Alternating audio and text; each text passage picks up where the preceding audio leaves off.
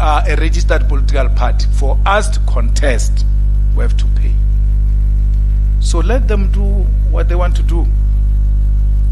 Let me tell you, MacG, that thing is called MacG podcast.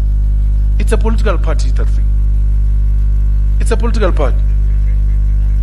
Its role is to depoliticize the youth. It's a political party formed to depoliticize the youth. That is his role. That's why he drinks alcohol during presentation, making alcohol fashionable and telling those who are calling themselves chillers that when you are chilling, you must drink. And then speak loosely about everything black and African. So cheaply. And then when we attend to him, he says they want to cancel me. He thinks he's special. He thinks wearing flip-flops is something special.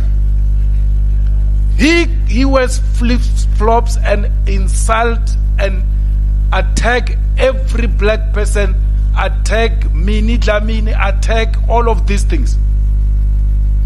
And what is that? Why would you even be shaken by something like? Why would you follow? If you are a thinker, why would you follow something like that? At least Mbuyiseni gave you something to listen to. If you want to learn something, he calls people there of stature who think, who talk sense. I was watching him yesterday with that former police commissioner, the white guy. 5 us. So why would you even be worried about MacG? MacG, if you remember, last year, 2004, they registered some boy, I don't know if he was from Free State or something, JJ. They campaigned for JJ to be registered as an independent candidate. JJ did not even get anything to get him into Free State legislature. So why would you be worried about MacG? What influence does he have? Let him go and campaign for JJ. So why would you think he's influential? People know the difference. We may like you as a pastor, but not in politics. We may like you as you make a very good businessman, Patrice Motsepe. We speak about you. We give our children examples about you. The day you do politics, we stop. Must know that. Yasuka, we are fighting. That's how it works. So let them do what they think they are good at. There's this one of Rise Mzansi. Lukhona Mnguni. He was masquerading as a political analyst, insulting us every day. Sanibona, welcome back to enye video. You guys, ngiyacabanga ukuthi video kaba Julius Malema ngizoyifaka ke in the beginning ekuqaleni la khona ke kade ekhuluma endaweni ethize wasekhwele dilika ke phezulu ka MacG uMagava Mugwebo ongwe podcast and chill. You guys, ekhuluma na ukuthi nje aba podcast kahle bapodcasta bephuza utshwala wabala nje into ezimbala lapha negazi asole ngazo MacG wazwadonsa nendaba yoMinnie Dlamini. Angazi ukuthi inebe icasula uJulius Malema. You guys, ngiyacabanga ukuthi uye wahlasela konke no Penuel the Black Pen. Athena unotsamaya fela unotsamaya, if you know uPenuel ukuthi kuthiwe unabo baby mama ke abaningi, unabo mama bezingane abaningi, into ekanjalo yona ntate ekhuluma ngayo laphana. So ke lana ubekhuluma ke ngoMacG. You guys, emsola ke ngokukhuthaza intsha ukuthi ayiphuze utshwala kakhulu. Usho kanjalo ngesikhathi nale conference. You guys, nabezindaba ke I think bekungolwesine ekhuluma ke ngezinto ezihlukile nje igazi ezithinta iqembu lakhe njengoba ke bekubhekwe nje okhethweni kaHulumeni wasekhaya. If you do know, uye wakhala ngokuthi uhlelo kaMacG lufana neqembu lezepolitiki alubona ke lunenhloso yokuthi ke lufake abantu abasha umoya wokuthi ke bangazinaki izinto zepolitiki ezimqoka bangazinaki izinto ze-politics ezimqoka. I'm sorry ngingaphazamiseka you guys, nezithinta ke mhlambe izwe nje lonke kuphela nje kube ukuthi ke bagxila ezintweni ezingathi issue. NguJulius Malema you guys uye waxeka uMacG laphana nge-podcast yakhe you guys, shoot ukuthi mhlambe ke ifundisela intsha eceleni angazi. Lokho ke ukubona ngokuthi ke ohlelweni lwakhe ukunkutshwala nguJulius guys in his own ways. Mawungayimamela leya video ngizoyifaka in the beginning ekhuluma ukuthi baphuza utshwala kakhulu. Kusobala ukuthi ufuna ukuthi ke akuphuzwe utshwala kube yinto nje esestyleni. Ushuthi ngezindlela uqhuqusela abasha ukuthi akuphuzwe utshwala, ukuthi ku-podcast yabo lapha uyabona nje babhizi ngotshwala.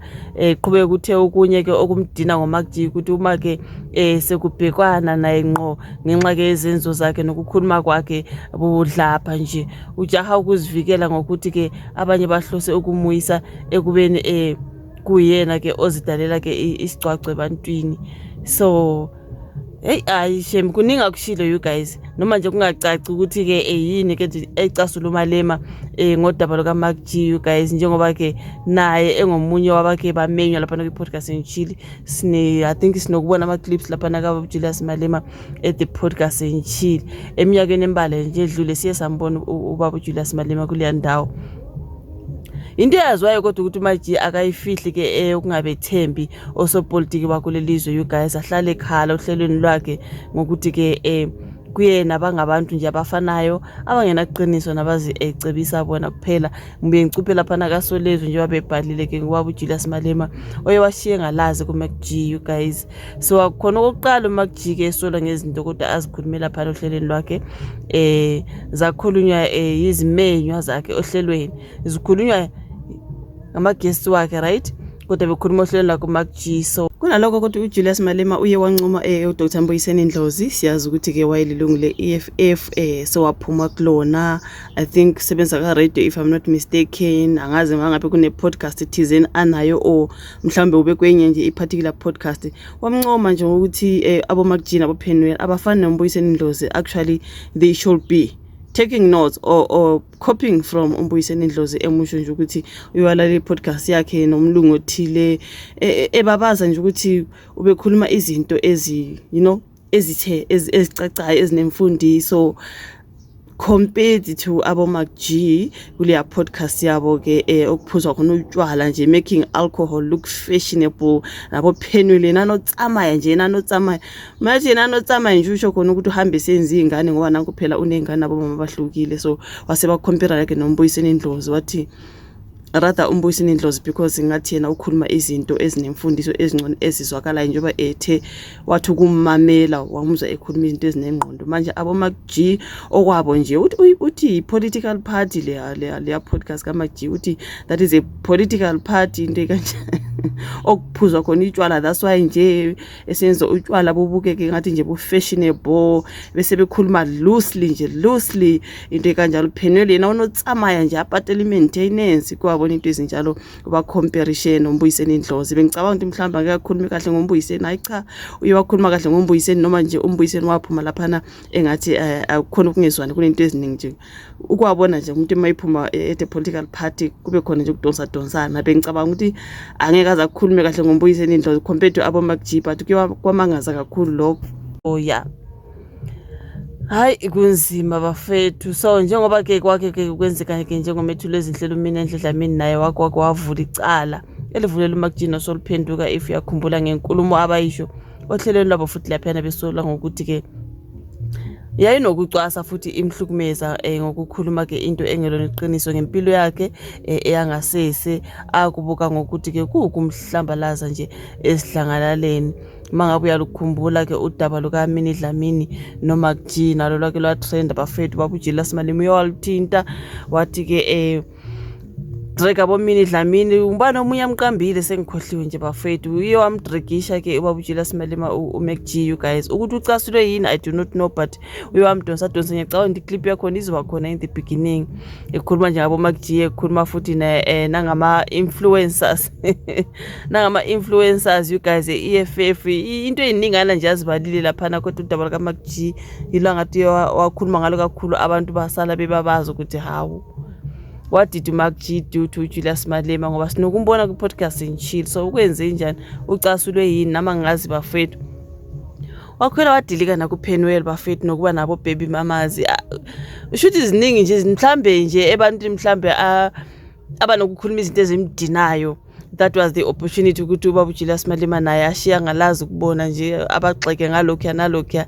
there's just a whole lot ngoba nakukhuluma nama influencers angazi awe EFF kuningi nje ngibona lapha engeke ngene kukhona but besithi asikhulume nje ngodaba lokuthi adregishe uMac G kodwa mina mangimbona phana ku podcast ka Mac G ngibona nje kungathi i-episode yakhe ihamba kahle akukho lutho mhlambe olubi amsola ngalo mhlambe singathi ikhona into yamdina mhlambe nje makufika ama guests yabona mabekhuluma ngezinto ezihlukahlukene ziba khona izinto ezithi kumcasula for Penwell we know ukuthi vele obviously nje bedrekishwa nje abantu abaningi bethi Julius Malema is just dragging back uPenwell ngoba na he always drags the EFF into ekanjalo guys but as for uMac G nami ngimangele ukuthi how Baba Juju didn't think ukuthi une something against uMac G kuze kube sekubeni nje ngibona le video ekhuluma ngoMac G ne podcast yakhe podcast and chill so I do not know ukuthi yini ngempela emdine kangako